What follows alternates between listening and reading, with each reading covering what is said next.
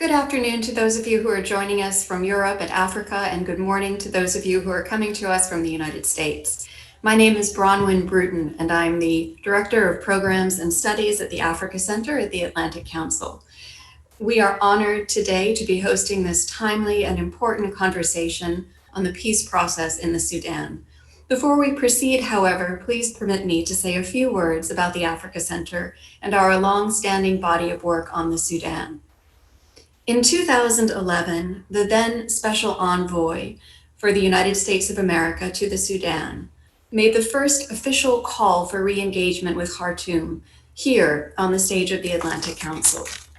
Since that day, the Africa Center has been at the forefront of international efforts to build a more just, equitable, and lasting change in the Sudan and for the people of the Sudan. Throughout the long years of the Bashir regime, the Atlantic Council was one of the few international organizations who remained present and engaged in the country. Our optimism was rewarded when we were honored by hosting the visit of Prime Minister Hamdallah Hamdok and his historic visit to the United States in the wake of the Sudanese Revolution. And we are equally honored today to be hosting an historic conversation with members of the armed opposition of the Sudan at a time when the Sudan is on the verge of a peace process that will pave its way forward for the next decade and more. If you would like to join us in this conversation, you can participate by using the Q&A button at the bottom of your screen. We will be taking questions from the audience throughout the event. They will be entwined in our conversation. We will not be going to you directly, but I rest assured that we will be able to incorporate any comments that you have. So I please do encourage you to use that Q&A function. I'm now honored to turn over to Senior Fellow Cameron Hudson, who will be moderating our discussion today. Many thanks for joining us, and over to you, Cameron. Thank you, Bronwyn. I want to thank our panelists and all of those tuning in from around the world for this event. Once again, my name is Cameron Hudson. I'm a Senior Fellow here at the Atlantic Council's Africa Center. And it's really an honor to welcome all of our panelists to this conversation today.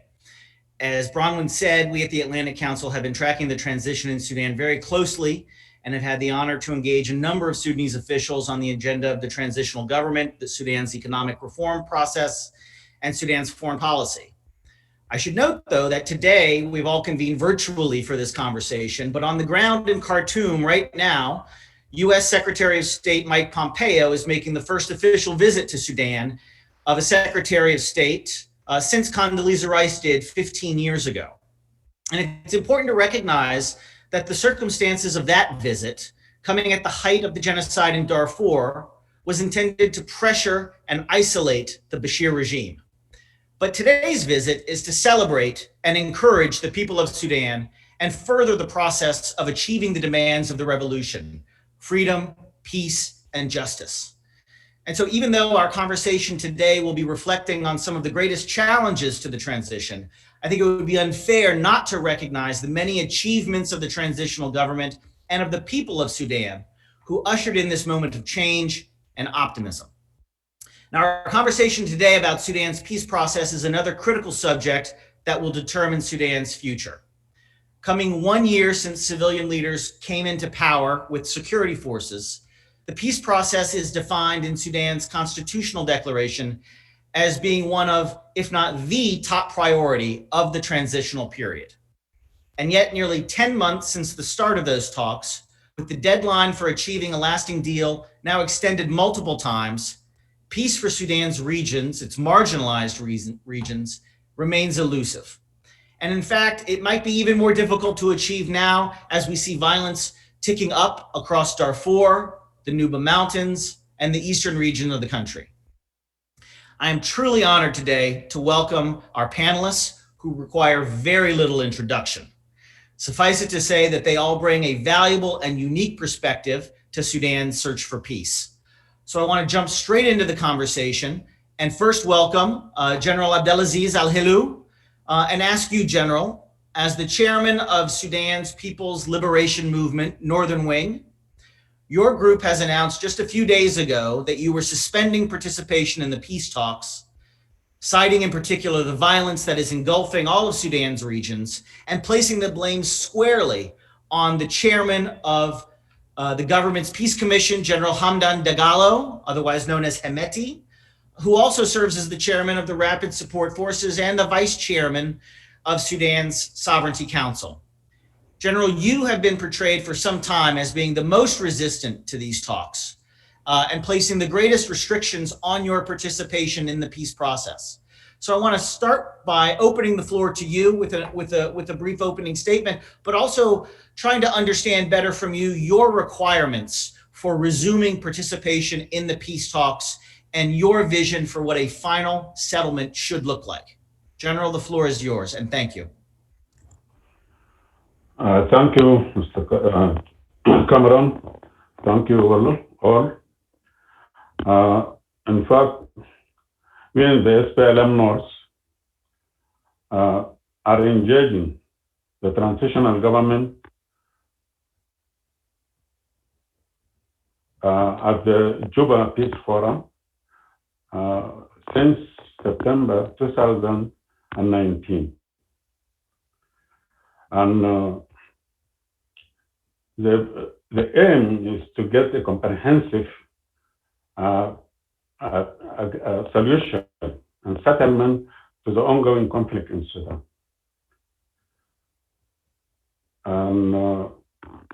But unfortunately, we reach a deadlock. We reach a deadlock on the issue of the relation between religion and state. This is, I think, the major problem. But we have not pulled out, we have not withdrawn from the Juba Peace Forum. We are there. We have some complaints about the chairman of the government delegation, because he is actually not him alone, but his forces.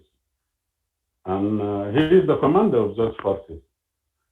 So Hemeti is redisplacing the displaced all over the country.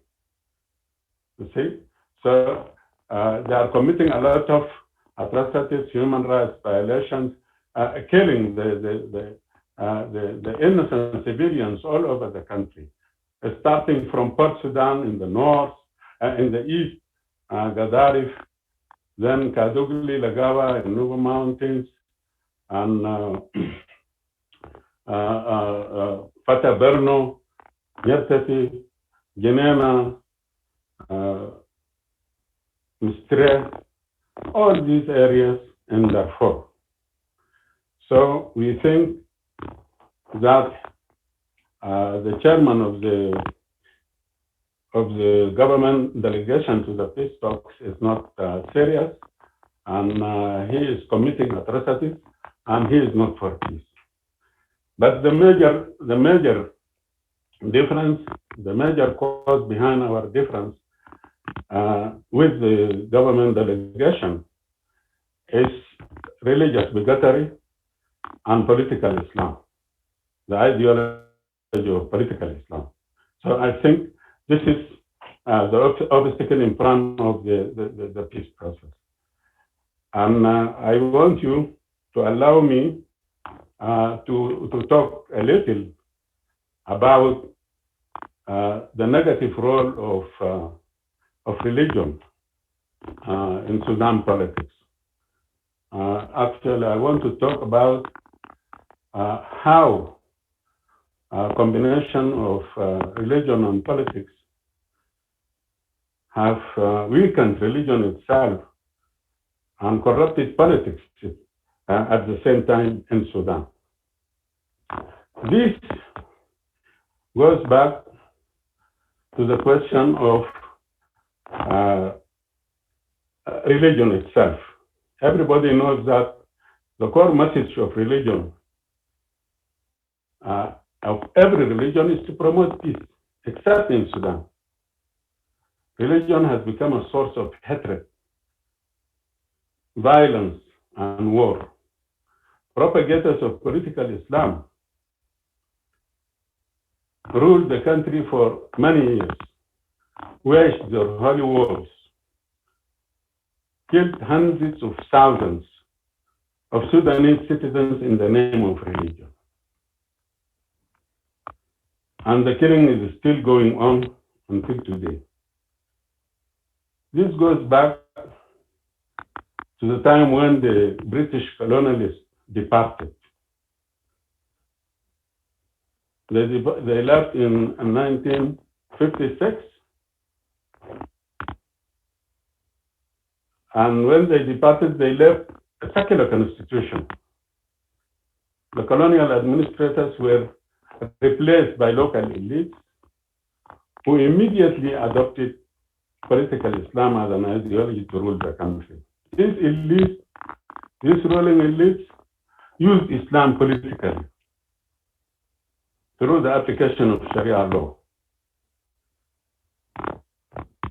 And you know, the Islamic Sharia law is based on the concept of Hakimiyya, or sovereignty of God, which gives the right of legislation to God only, represented by the sheikhs or the Muslim scholars, depriving the people from the right to legislate appropriate laws for themselves or build democratic institutions that are capable of managing the contradictions of modern society and its many and daily arising problems.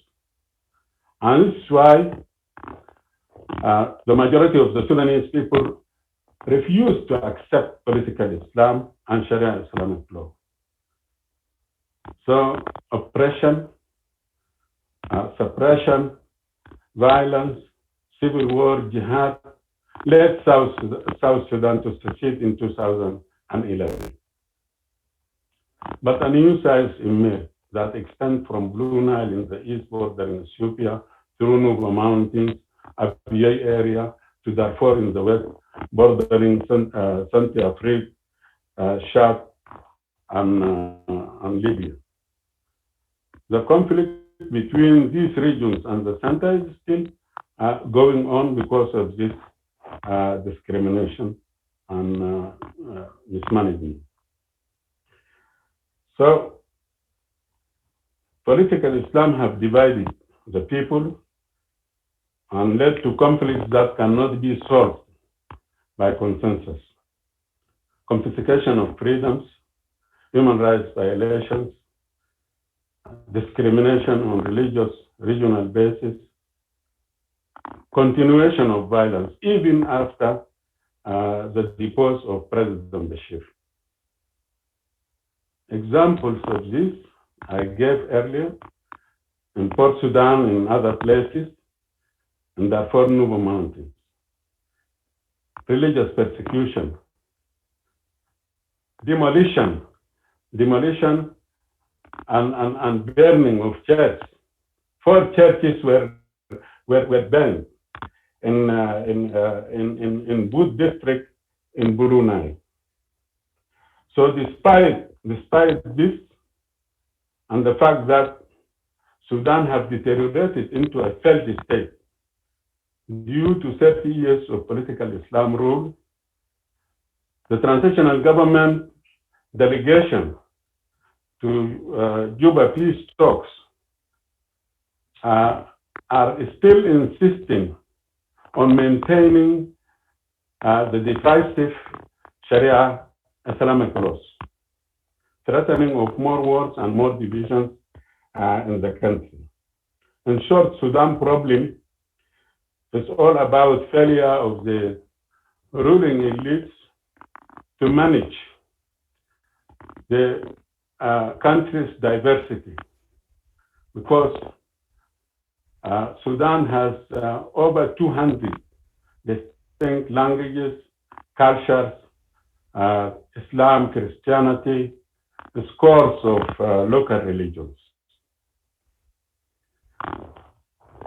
So we in the SPLM North believe that all these diversities must be recognized, and that secular constitution must be adopted to ensure the neutrality of the state and to lay the foundation for building a multicultural society that guarantee just unity, lasting peace, stability, and development.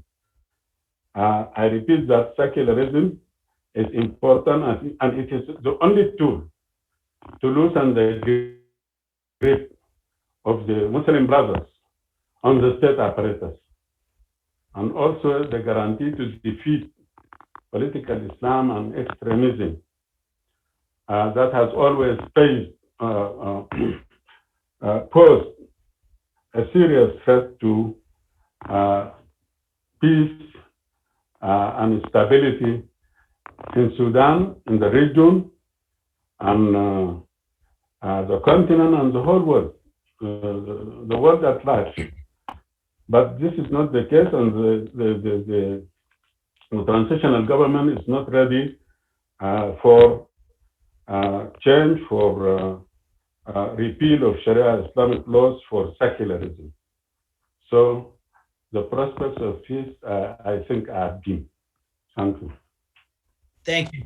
Thank you, General. I appreciate that, and I want to come back to some of the themes that you brought up in your opening statement there, specifically about how we manage Sudan's diversity. You've put forward a number of proposals there that we will revisit. I want to bring into the conversation Dr. Jibril Ibrahim.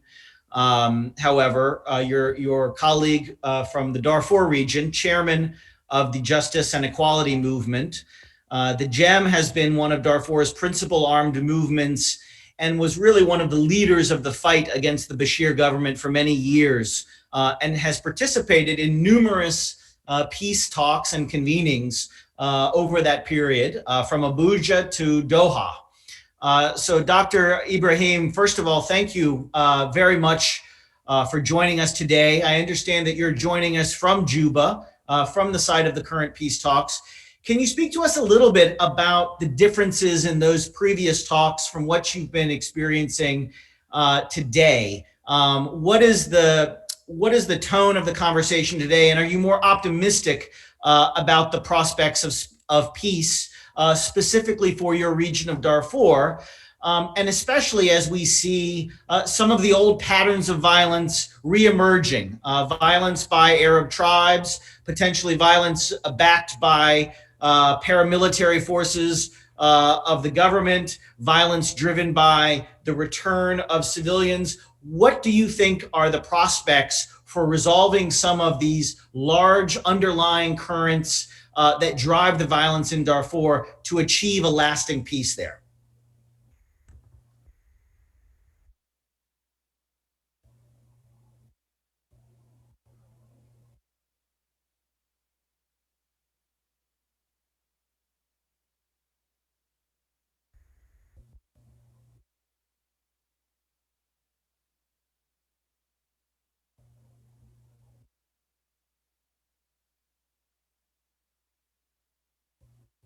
Dr. Ibrahim, can you hear me?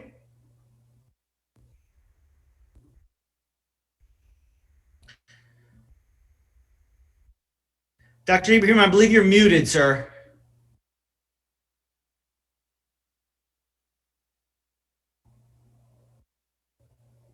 Okay, why don't we actually move on? We can come back Hello, to. hello. Okay, there you are. Yes, thank you. Dr. Cameron, can you hear me? Yes. I'm really sorry. I lost connection,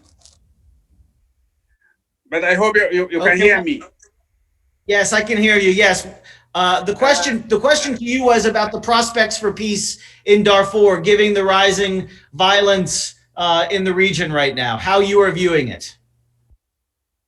Thank you very much. I would really appreciate if you allow me a few minutes to make the opening speech, then I respond to your question. And you may get the real response in my opening speech. First of all, I would like to extend my sincere gratitude to the Atlantic Council for hosting this important and timely event on Sudan's peace process, and for inviting me to offer perspectives of the art movements participating in the peace process. I'm glad to be joined on this panel today by Comrade Abdulaziz, and by the way, Abdulaziz is a classmate, Dr. Al-Shafi Khidr, Dr. Annette Huerta, Mr. Cameron Hetson, and I have difficulty pronouncing the last name, Ms. Bronwen Bruton. I am further glad to join with all of you participating in this event today. It is encouraging to see so much interest in Sudan's peace process. I would like to seek the opportunity of this event today to bring attention to, one, how much we have been able to achieve through the peace talks in Juba. Two, the comprehensive scope and inclusive process of the peace agreement we will soon conclude. Three, the challenges Sudan's peace and transition will still face. Four, how Sudan and its people will greatly need support of their international partners. As we sit here today, I am pleased to share with you all how very close we are to concluding the ongoing peace negotiations in Juba and achieving a peace agreement that will bring durable peace to all of Sudan, and that will be the cornerstone of a comprehensive and inclusive political transition. After many months of hard work and several rounds of talks in Juba and in Khartoum, the conclusion of the peace talks is in sight. In fact, we have concluded almost all the agreements across the many tracks of negotiations, and we plan to have initialed all of the various track agreements and protocols by the end of this week, which will signal the end of substantive negotiations and the commencement of the technical process to prepare the final legal text for the peace agreement. As everyone here is aware, the Sudanese people have suffered from decades of conflict, oppression, and marginalization throughout all areas of Sudan. As such, we have engaged in negotiations on wide-ranging issues to address the root causes and the consequences of conflict in all areas of Sudan, and to address both national issues and regional particularities. For instance, the talks in Juba have made historic breakthroughs in very important issues such as one, land ownership and relative rights. Two, the special autonomous status and associated powers for the two areas. Three, the return of federal governance system with the devolution of broad powers and authorities to the regions. And four, granting that a significant share, equal to 40% of the revenues from natural resource extraction will be returned to the people of the regions, who will have substantial control over their resources. The scope of agreements we have been able to negotiate is unprecedented. Through this multi-track peace process, we have been able to achieve real, sustainable, and implementable solutions to the problems facing all Sudanese people and that have driven conflict in Sudan for generations. Not only have the peace talks produced inclusive agreements regarding the conflict areas of Darfur and the two areas, but also they have yielded critical agreements and commitments to reform for all areas of Sudan, including the north, the east, and the middle regions. A conference on the status of Khartoum State and Kordofan will be convened within 6 months, and the outcomes of these conferences will become part of the peace agreement as well, as peace agreement as well, thus the agreement covering all of Sudan. Moreover, the peace agreement that we will soon conclude is important not only because of its content and how it addresses both the root causes and the consequences of Sudan's conflicts, but also because of the process and inclusive nature of the negotiations. The peace talks in Juba are not an isolated process. Though the confidential nature of the rounds of negotiations, which is necessary for facilitating negotiations on sensitive issues, precluded extensive reporting on the peace talks on the issues under discussion, the process was actually incredibly participatory. Almost every armed movement, with the notable exception of SLA led by Abdul Wahid, have participated and engaged in the process. Critically, the parties have engaged in extensive and regular consultations with the reps of IDPs, women organizations, native administrators, the Sudan Call, and other political formations, and numerous other key stakeholders. Those reps who came for consultations were elected by their own communities without any interference from the government or the movements. And more than 50% of those elected reps were women, an important testament to the role of women in Sudan's transition.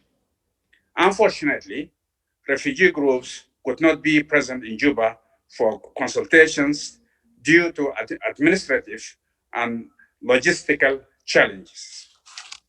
Following extensive consultations, these groups and organizations have endorsed the position papers presented by the movements and have had further opportunities to engage the mediation and the international community to express their views and support for the peace process. And importantly, the women IDP representatives worked with the parties to include their role in the implementation of the peace agreement, not just in terms of quotas or representation for positions, but also in specific roles for implementation. I would also like to address the misconception held by some that the peace process has been entirely controlled by the military. This is a wrong statement, or this is a wrong sentiment. Not only have civilian members of the Sovereign Council have been heavily involved in the peace process, but also the Prime Minister, Abdullah Hamdok, and his ministers and advisors have been heavily involved in the process and led their support whenever it was needed or helpful. In fact, the Prime Minister was the one who brokered the power sharing deal and other key issues when the SRF and SLM Mindanao delegation went to Khartoum with a mediation to break a stalemate. He is always on the phone with us in Juba, and he's planning to be here very soon for the conclusion of the talks. Of course, the Prime Minister was also in Kauda to meet Comrade Abdulaziz. And through his presence and action there, he has shown that this government is different. Furthermore, as we prepare for the conclusion of the talks and the legal preparation of the final text of the agreement, we are planning to invite all the representatives of the stakeholders in Darfur and other conflict areas to the final signing ceremony so that they can take ownership of the agreement, and together we will go to the people at the grassroots to let them know what the peace agreement has brought them and the roles they will have in breathing life into the text of the peace agreement in the course of its implementation. I think I need to say something about the security situation in Darfur and how we are going to address it when the peace agreement is concluded. As we have seen over the last few weeks or months, Darfur remains volatile. The most recent incidents of violence are deeply regrettable. Such violence is precisely what we are seeking to forever prevent and resolve through our peace agreement. Achieving conditions of security and civil protection that create the conditions conducive to the safe and voluntary return of IDPs and refugees is thus a paramount priority of the peace agreement. Through the security arrangements we are negotiating, we are to create a special joint force composed of the forces of the armed movement, SAF, RSF, and the police to protect civilians and provide security for the IDPs and refugees to ensure and support their voluntary return to their homes and places of origin. We are also providing for processes of reconciliation and communal peace that will enable the peaceful cohabitation of the different ethnic groups who have lived together for centuries in Darfur to return to their normal cohabitation. This is one of the main objectives of the Transitional Justice Protocol. Am I taking longer than I'm supposed to take?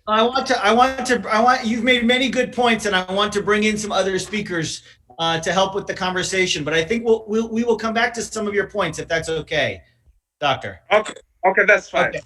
Yeah, thank you. Well, because I want to bring in my friend Dr. Al-Shafi Kidder and actually have him respond to what you have said and what the general has said, because those two sets of opening remarks have actually been quite different. One set from General Abdelaziz, which portrays the transitional government as perhaps not quite as reformed, and certainly the military as not a reformed institution. Whereas we have Dr. Ibrahim arguing very, very strenuously that he has hope, I believe, for the prospects for a reformed police, security service, and RSF to be able to provide the security for local Darfuri civilians. I want to bring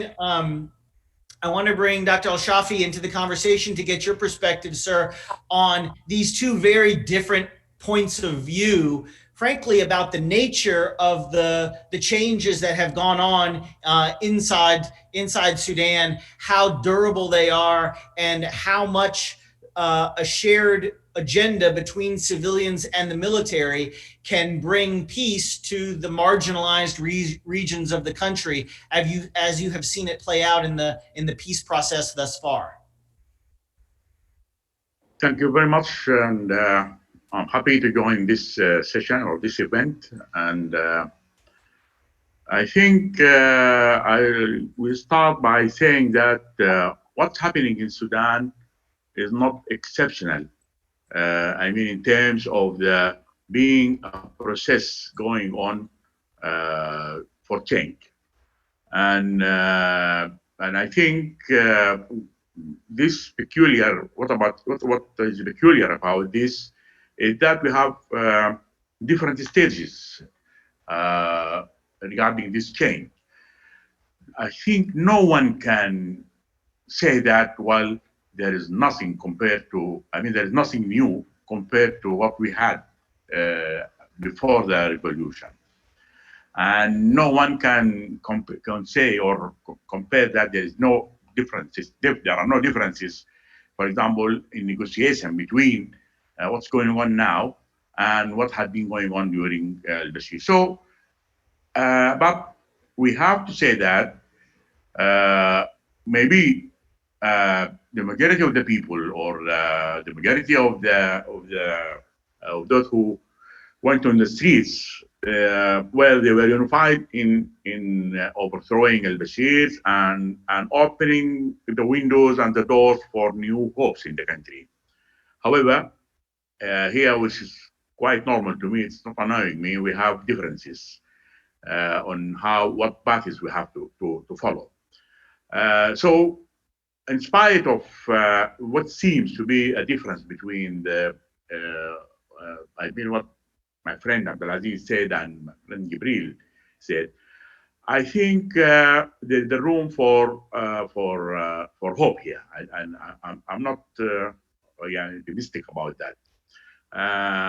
For example, it is the visit of Dr. Hamdok to Kauda. It may be projected like it's symbolic, but it has got a very, very serious, I think, seriousness. because the issues that we are tackling in the Sudan, yes, they are about how we can manage the diversity in the country, the issue of the religion, the issue of building. Actually, it is generally the issue of how can we rebuild the post-independence state, which the politicians failed to do it 64 years ago or 63 years ago.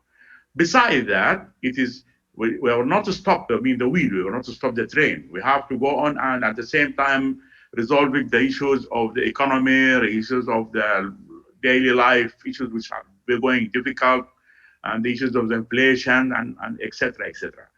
And to me, I always put in my mind two examples. First of all, when you observe, or are lucky to observe the streets during the revolution, you see the waves of the youth, the waves of the women going on. They are really, it is a revolution of generation, and it's a revolution of people seeking new horizon, seeking to open for their hopes, open the means for hope. Secondly, I always remember what we had in 1995 when we had a meeting of all Sudanese political parties, with the exception of at that time the ruling Islamic Front. And in that meeting, it was not a simple meeting or simple conference. It wasn't a 3 days conference. It was 15 days conference, because we started by different visions, different views, different perceptions. And we ended up with an agreement on the issue of politics and religion, on the issues of how to govern Sudan, and the issues of how to have a viable economic alternative, and so on. So, yes, it appears that it should be different, but when we sit down on the table, I think we can bridge the gap between these things. To me, they are not annoying me. We need, how can we change all that or transform all that in a political will from the side of the government itself, as well as from the side of the others, that we can bridge this gap and going forward. I know that. I don't think it is it's something which is impossible. It is not a mission impossible. Can I ask you just a follow-on question, Doctor? There seems to be a difference of view between the role that the civilian leadership in Sudan is playing in the peace process, because Dr. Ibrahim asserted that behind the scenes the civilians are very active. But I think from a public perspective, more people see the face of the military as leading the talks in Juba. You have been an advisor both to the civilian leadership and to the military leadership and to the resistance committees all across the country. Can you tell us a little bit from your insight about the level of cooperation on the peace file between civilians and the security forces? Because I think that really gets to the heart of making peace in Sudan. Yes, I think it's very clear that in the process with the Revolutionary Front, I think the process was going on. The cooperation or the civilians and the government was going on smoothly, if I can say. Although, yes, it was not as we agreed upon. For example, the commission was not set up as we agreed upon. It was just dissolved and being part of the so-called the high peace council, which is not there, has no place in the constitutional document, and the people were really questioning that. But I think it is part of the issue itself that the security issue, the security arrangement, the military arrangement, and in this regard, I think the civilian government was not that very well prepared in terms of this issue. I have to be frank on that. And I think here comes this cooperation, which is, well, it sounds good, and it's going to be tested on ground. So when we sign the agreement. On the other hand, the meeting with SPLM North, the al-Hilu, I think, yes, we have to be so clear in identifying the problems, the questions, the real questions. It's not an issue of being military or civilian. There are questions. This issue of what has been raised by Abdulaziz al-Hilu and his colleagues regarding religion and polity, regarding the constitutional principles. I think the government needs to readdress them carefully and put them on the table so that they can reach a viable agreement with him. Yes, I. Okay, thank you. I want to bring in our final. May I chip in here? Can we just let me just go back? Let me just bring in Dr. Weber very quickly, because she has been very patient in trying to add her perspective, and I want her perspective as someone who is outside the process, who's not in Juba, but is joining us from Germany. She is a senior fellow at the German Institute for International and Security Affairs, a longtime Sudan analyst and Horn of Africa analyst. I want to get your reaction to what you've heard so far today, but your reaction as a friend of Sudan, as a member of the Friends of Sudan group. Traditionally, the peace processes in Sudan have had a very large and important role for the international community, both as a mediator and as a guarantor of the final agreement. But this process in Juba, we haven't quite seen that same level of international support, to the negotiations that have gone on. And we've actually seen some questioning from the international community with respect to the UN, the follow-on UN mission, as to whether or not the government can actually protect civilians in the country. What, Dr. Weber, are your perspectives on the way that this process has unfolded thus far, some of the challenges that the international community has identified that you would like to see addressed, and whether or not there is a role for outside mediation to support and to guarantee whatever comes out of this, or is this simply an agreement that will be guaranteed by the people of Sudan? Thank you. All right. Thank you very much, and thank you also for having me on this panel. And colleagues, please, hopefully I will keep it very short. But thanks again for your introductory remarks and for the hope that was expressed by some of you. And I think this is really where I would like to connect on and come in terms of, first, let me again, and I don't think we can do this as often as possible, congratulate the Sudanese people to bring that revolution about, to bring this change about. And, of course, we all, see the challenges, but I think what we also see is this huge step. And as Al-Shafi also already said, the representation of youth and the representation of women and the representation of very different faces and people that we haven't seen for the last, 30, 40, I don't know how many decades of Sudan politics. So that is one thing that is really important to me. My second part, and this leads to your questions maybe, is I think everybody agreed here, what is necessary to bring an inclusive, to bring sustainable, to bring comprehensive peace.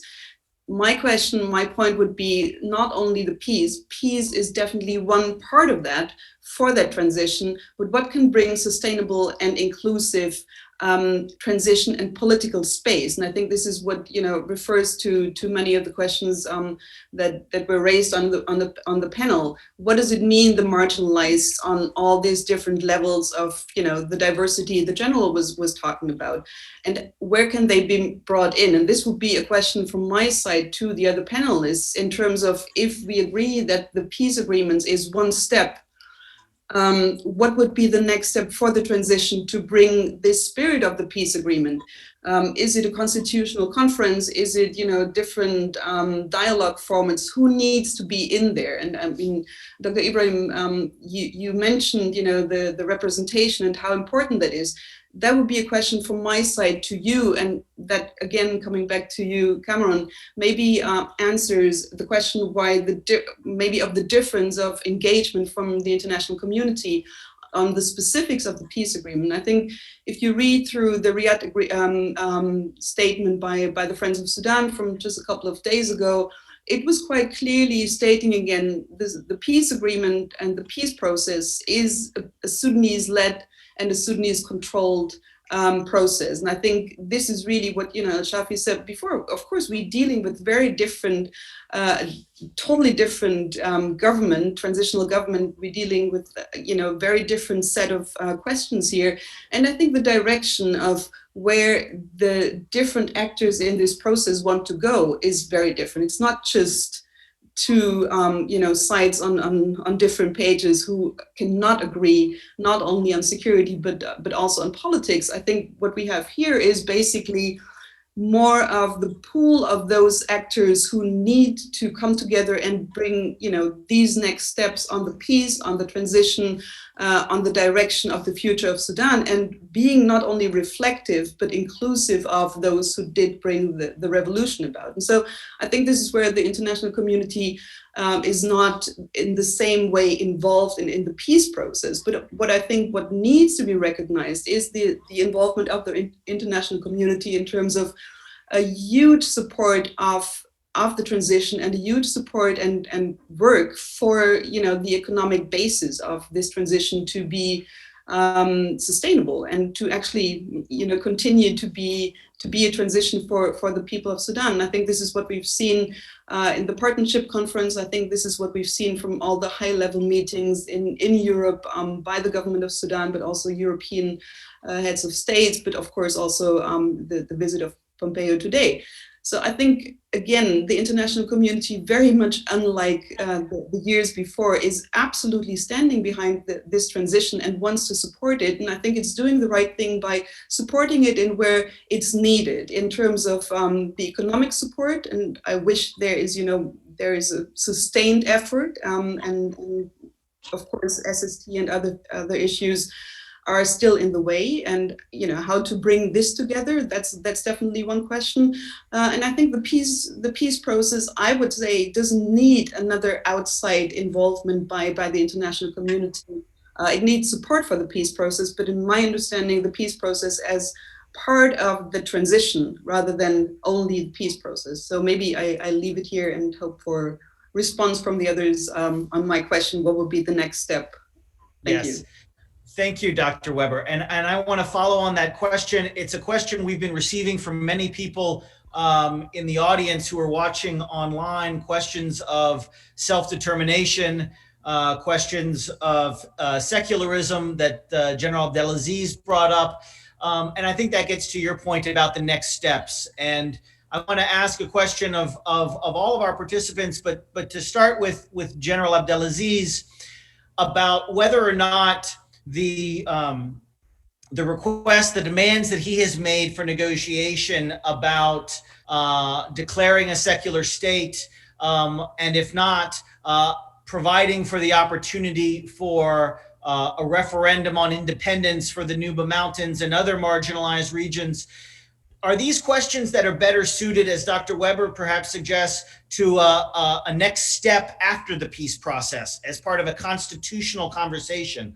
Or are these things that you would be willing to delay after a peace document is signed because they might belong more inside a constitutional conversation? I'd like to start with you, but also ask the other participants to weigh in on this question.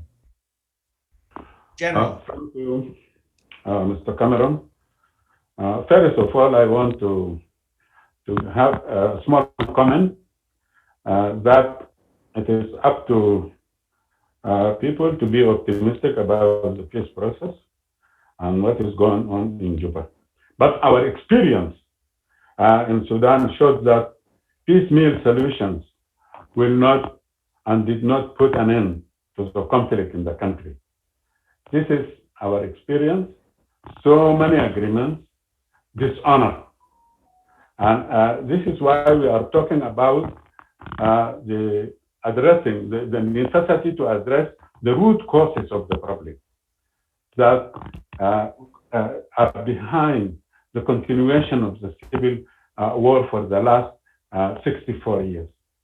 But these piecemeal solutions are known and they will not lead us anywhere. Secondly, for us in the SPLM, north, we believe that it is the problem of Sudan, problem of Khartoum in Nubu Mountains, problem of Khartoum in Darfur. Khartoum is the one creating these problems, the injustices, the mismanagement of the diversity in the country. So we have to address the root causes. We ask for secularism because it is going to neutralize the state, so that the state keep equal distance from various religions, from the different ethnicities, from the regions, and so on. And this is how we can achieve justice. Without secularism, there will not be a just peace. Sudan modern state is a multi-cultural, multi-ethnic. It is multi-religious, multi-doctrinal state. In order to build a common identity that brings all the Sudanese diversities together, you need to govern with a secular constitution, with institutions that are based on equality of all individuals and groups in rights and duties. This cannot be achieved under Sharia Islamic law, under repressive regimes and institutions in the center. So we have to go back to address the root causes. We believe that if this issue of secularism, if this issue of neutralization of the state is not addressed well, the different nationalities and the different ethnic groups are going to exercise the right of self-determination, because the government in Khartoum does not enjoy the support of all these regions. This is why there is fighting since 1955 until South Sudan has seceded. Now they are avoiding. When they talk about the Constitutional Conference, actually in Sudan, when the politicians talk about the Constitutional Conference, you make sure that to avoid discussion of the root causes of the problem. They want to defer the problem. You see?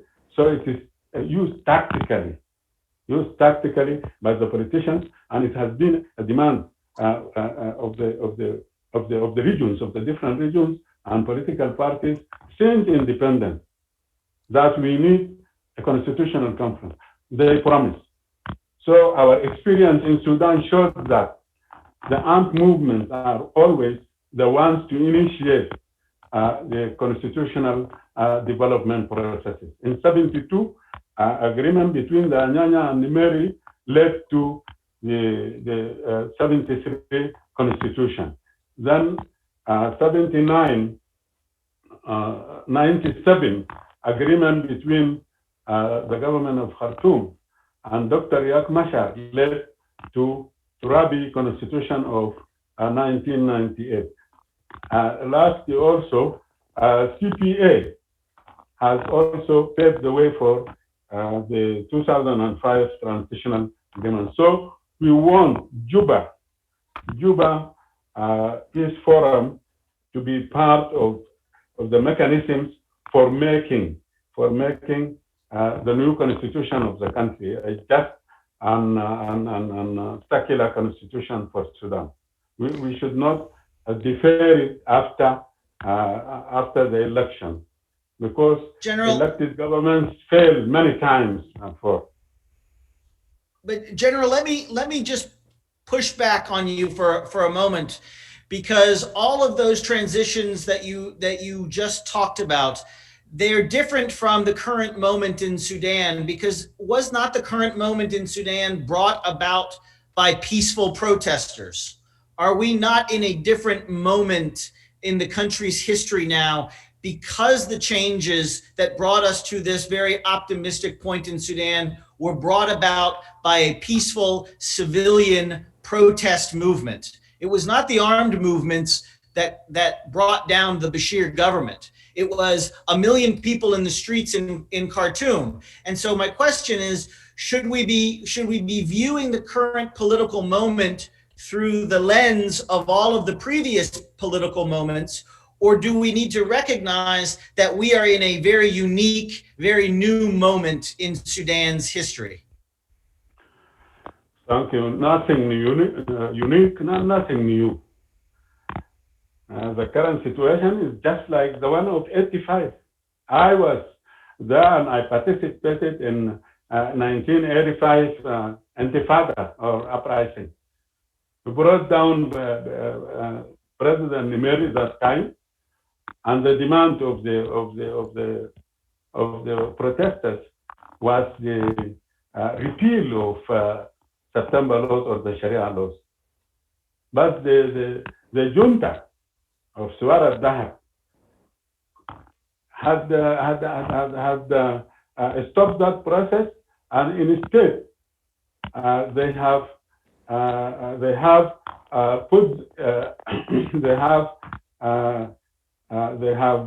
stated that Sharia Islamic law is the only source of legislation in Sudan.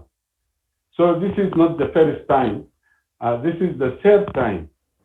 64, 85, and now to 2019. Okay. The elites used to repeat the same thing, and they always avoid to discuss the root causes and the real issues.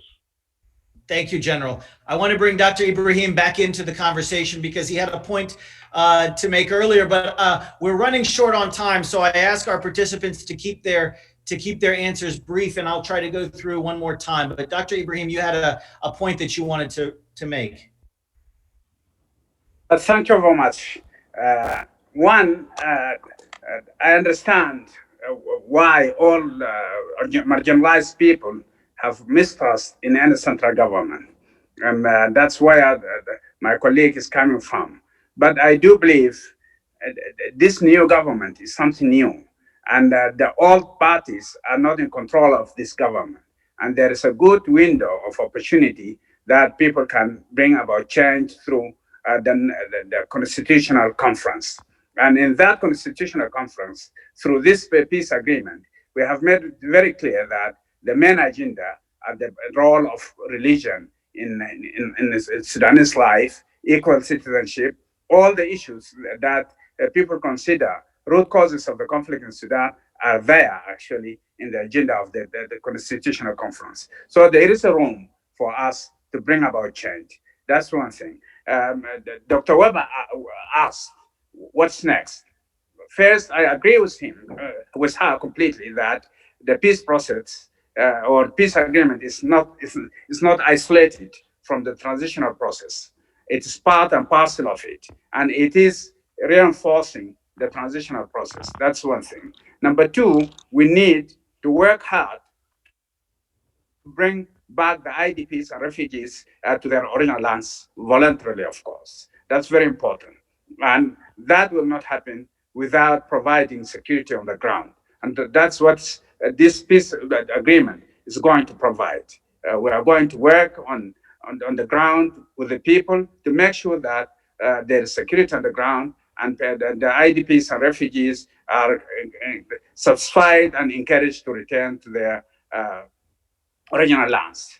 Then we are going to work with the government for the constitutional conference and move from there for a new constitution that will be ratified by an elected parliament, and it may go as well for a referendum.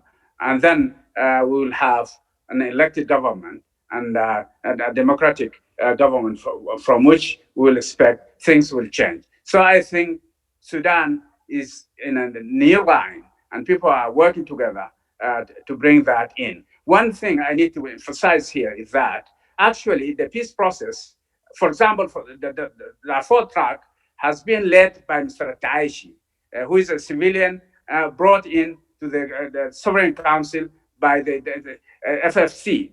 And then the ministers, the Minister of Justice, the Minister of Federal Affairs, the advisor of Duke on security issues, all are behind all the negotiations. So I don't think the military is heavily involved in this. Rather, actually, the military and the civilians are working hand in hand in the peace fight. I don't see them quarreling over it. Thank you very much.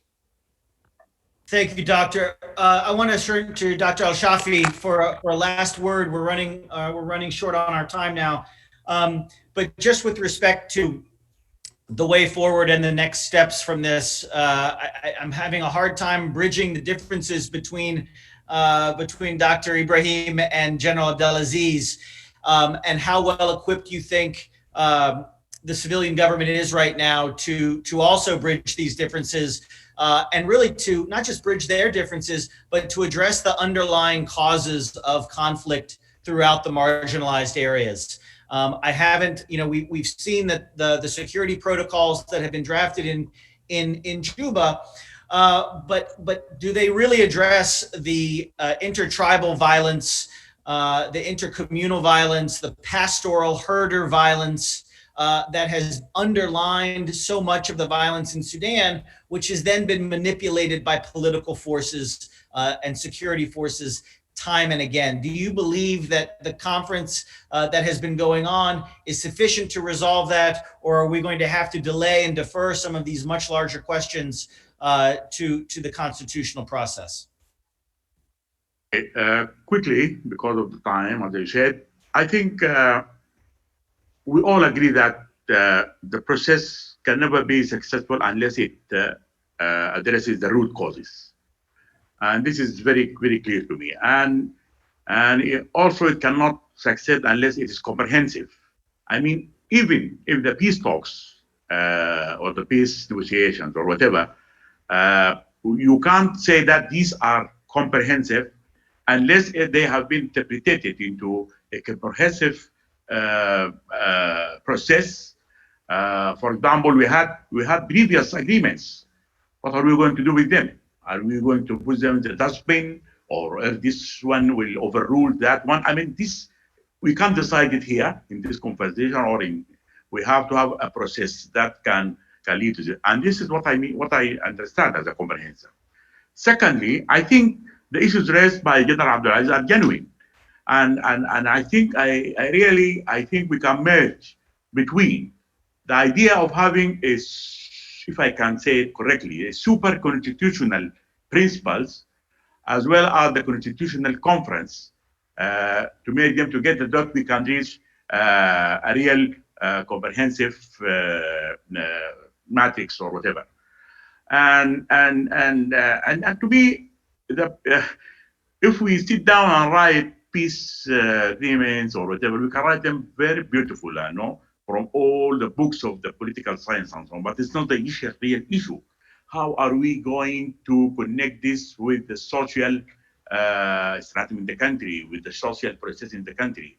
And how can we be, because people are not going to eat or drink peace. They want genuine drinking water, development, and so on. And that's why I always say that instead of having, for example, competing for who is who to being the minister or the ambassador or so, let us go directly, I mean, to locate the funds for the development in different and remote areas.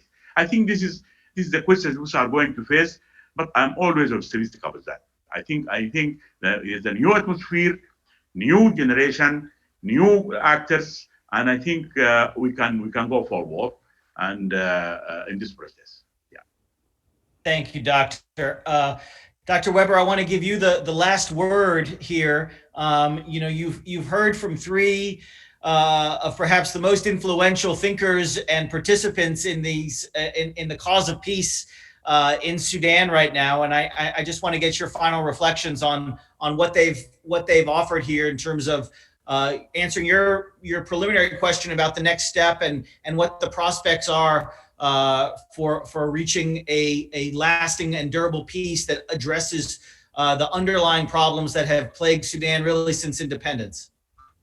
Well, thank you. And I think really, I mean, what I would like to stress is that we all owe it to to the Sudanese who did bring this revolution about, and we all owe it to this next generation. I think this is not only for those inside of Sudan who are now pushing for next steps and enduring and long-lasting peace, but also for the international community to support that, because of course it's in all of our interest to have a Sudan that is at peace with itself, but also to that can go about a holistic and whole of government approach to really tackle those issues that are not new. Everybody said it. These issues, the root causes are not new. The marginalization, the centralist view of looking at Khartoum and not looking much further.